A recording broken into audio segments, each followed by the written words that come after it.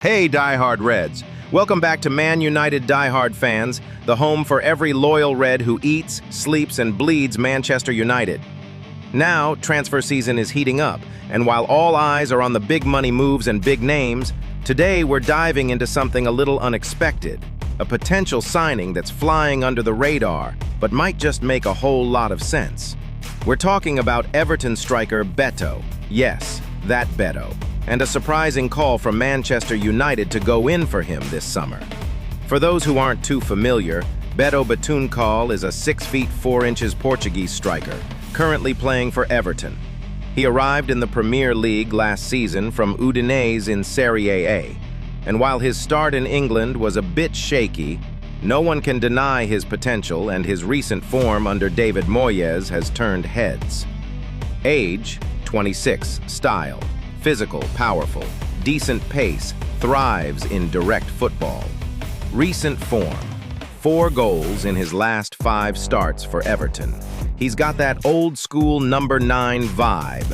Think of a modern-day blend between Lukaku and a more composed target man. Not flashy, but deadly when given the right service. Now, here's where things get interesting. This story was first highlighted by The Mirror, and it quotes none other than Fernando Lopes, president of União Tires, the amateur Portuguese club where Beto started his career. Lopes said, and I quote, "Beto would be a great asset for Manchester United. He's Premier League ready, physical, hungry, and has the profile to be a 20-goal-a-season striker. He could be their ace up the sleeve." Now granted, this isn't a leak from Fabrizio Romano or David Ornstein, but it's not random fan chatter either.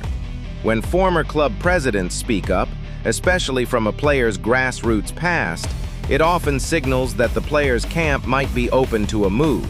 And let's face it, with United's track record of snapping up surprise players, remember Ighalo?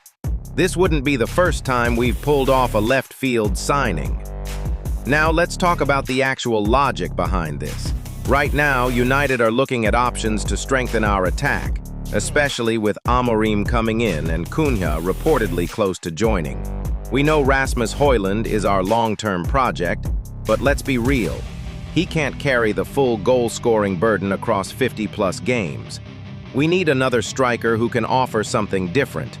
Beto is already adjusted to the Premier League, likely available for a reasonable price, £25, £30 million, not demanding superstar wages, a big physical plan B when things aren't working on the ground. Amorim's system at Sporting was flexible. He used tall strikers like Paulinho in the past, and Beto could serve a functional role in his new setup at Old Trafford. In short, Beto wouldn't be the main man, but he'd be a smart backup option, something we've lacked for years. Of course, we've got to be honest. This isn't a dream signing. He's not as technically sharp as other forwards, not prolific at the highest level. Could be another mid-table signing that doesn't elevate our ceiling. And let's not forget, Everton may not be in a hurry to sell unless the money is right. So this move would only make sense if United are focused on depth, not a marquee name. But sometimes, those depth signings end up making all the difference in the long season. So here's the big question to all the Man United die-hard fans watching. Should we go in for Beto as a squad option behind Højlund and Cunha? Or should we hold out for more elite-level names like Brian Mbeumo, Gyökeres, or even Victor Osimhen?